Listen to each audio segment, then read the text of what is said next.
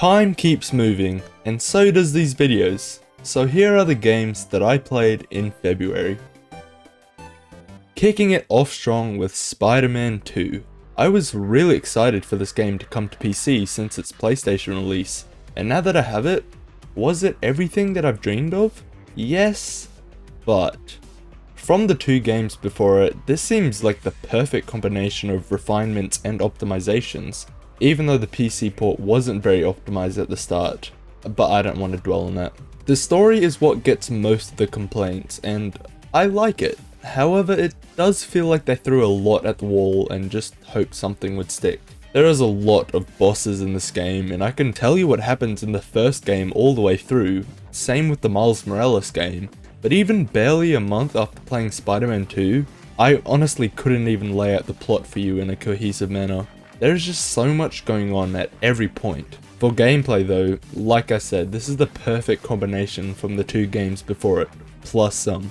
Swinging feels so much more dynamic with the new wingsuit and utility abilities, and combat is so much more refined. When free roaming, this is the game I would hop onto with zero hesitation. And like everybody says, you really feel like Spider-Man.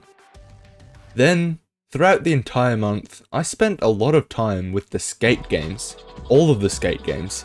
Skate 1, 2, 3, even Session and Tony Hawk's American Wasteland.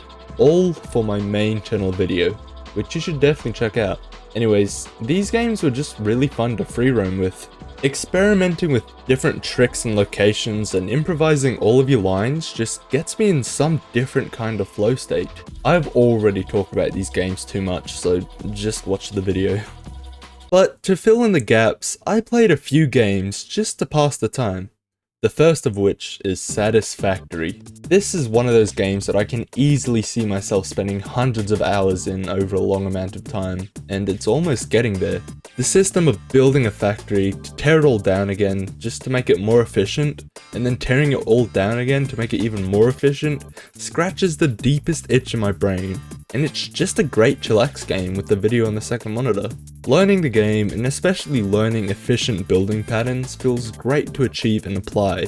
And once your whole factory is working at full force, bringing you all the precious materials you could ever want, it's just such a sight to see.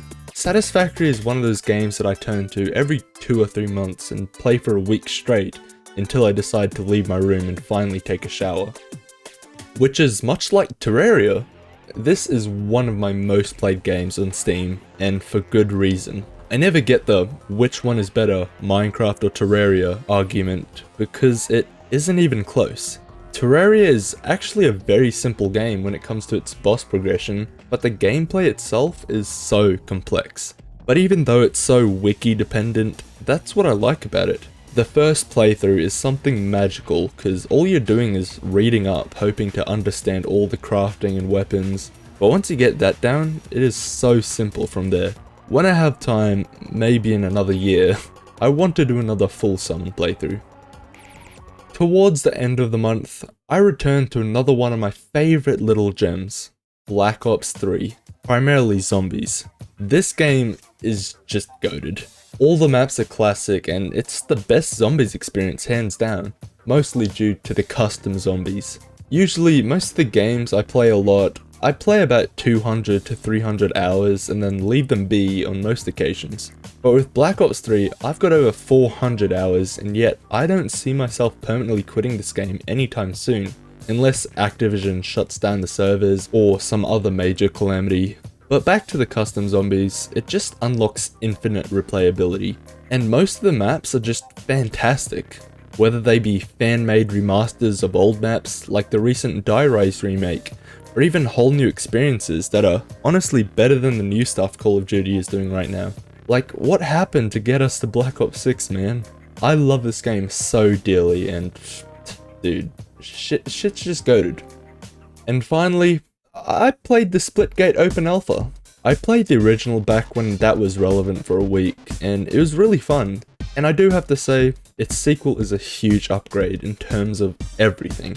The gunplay is as smooth as ever, portals of course work great, and the maps they have now feel much more refined.